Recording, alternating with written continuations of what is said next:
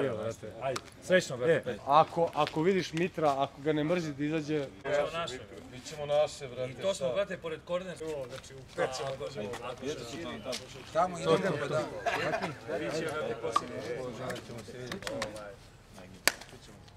Biće jako, da. Pišemo poruku. Još jednom srećno. Uvek, hvala, brate.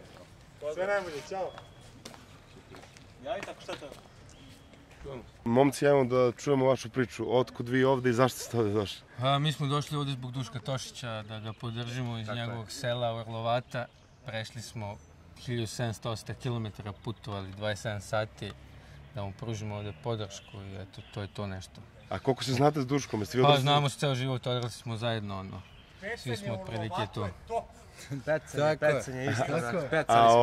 A ste trenirali zajedno fudbal od ovih malih... Pa kao deca, tu po Orlovatu, Zrenjaninu, da... Po ulici malo.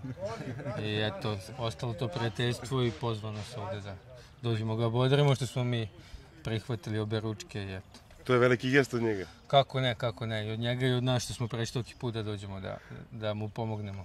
Da vas pitam od malena, kakav je bio fudbaler, ili se znalo napred da će... Uvek je bio veći talent od svih nas i bio je predodređen da uspe. Igra je napad.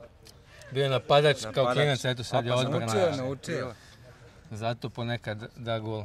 I šta mislite da će biti strelac? Kako će odigrati protiv Švajcaraca? Pa kao i prvo, borbeno, to sigurno, a možda bude i neki gol iz prekida.